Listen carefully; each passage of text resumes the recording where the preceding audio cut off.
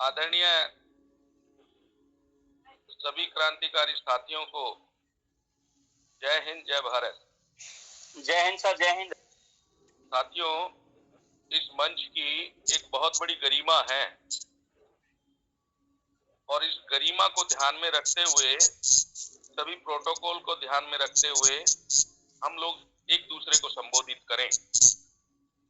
कोई यहाँ छोटा है, कोई बड़ा है, सभी को हम लोग आदर पूर्वक सूचित उनको संबोधित करें और एक दूसरे का मनोबल बढ़ाएं।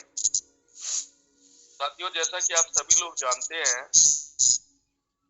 कि अपराध मुक्त भारत मिशन यह एक आंदोलन है और आंदोलन पूरे देश का है, जिसमें बहुत ही कर्मठ देशभक्त और क्रांतिकारी साथी हमारे साथ कंधे से कंधा मिलाकर इस मिशन को कामयाब करने में लगे हैं। क्योंकि साथियों, आप सभी जानते हैं कि हमारे पास समय की बहुत कमी है, क्योंकि आने वाला जो समय है, हमें जो परिवर्तित भारत मिलेगा वो 2024 में मिलेगा और 2024 आने वाला है। हम लोग जहां जिस अवस्था में हैं, जहां पर भी रहते हैं, हम लोग पूरी निष्ठा और ईमानदारी से अपने कर्तव्य का निर्वाह और कर्तव्य का निर्वाह ही नहीं, उसे आंदोलन रूपी रूप दें और पूरे देश में अपराध मुक्त भारत मिशन की चर्चा, कोई घर देश में छूट ना जाए जहां पर अपराध मुक्त भारत मिशन की चर्चा ना हो।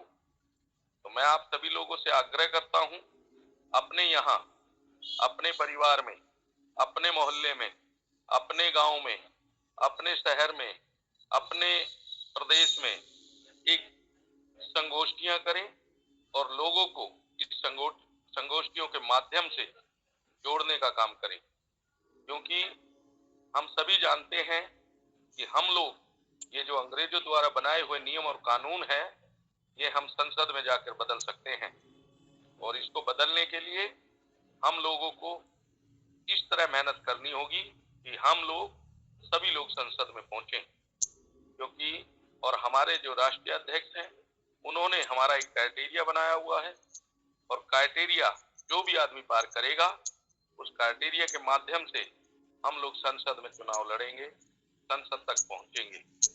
क्योंकि लोकसभा का चुनाव हमारे सर पर है और हम लोग ना के बराबर हैं, क्योंकि जिनसे हमारा मुकाबला है वो बड़े ही धूर, बहुत ही, वो सब कुछ करेंगे हम लोगों को हराने के लिए।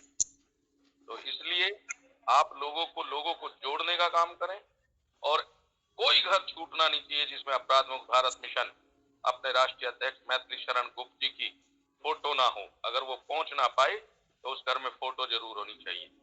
तो साथियों, हम लोग, यह कोई छोटा मंच नहीं है। आज हम लोग 40 की संख्या में इस मंच पर हैं।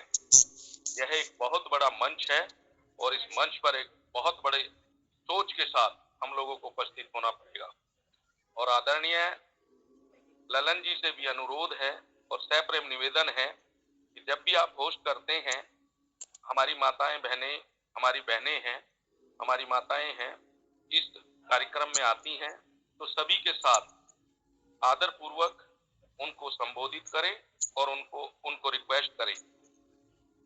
क्योंकि जैसे अभी आपने ईशा जी को बोला, ईशा आइए, देखिए वो ईशा जी एक समाज सेवी हैं, एक संगठन की अध्यक्षता है।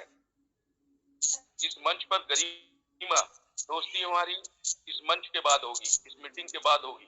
कोई छोटा बड़ा है, हम लोग सभी को आदर पूर्वक सम्मान से इस मंच पर आमंत्रित करें।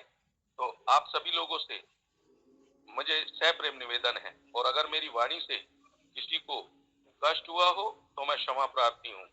इन्हीं शब्दों के साथ जय हिंद, जय भारत। बहुत सुंदर संजय सर, आगे से ख्याल रखा जाएगा।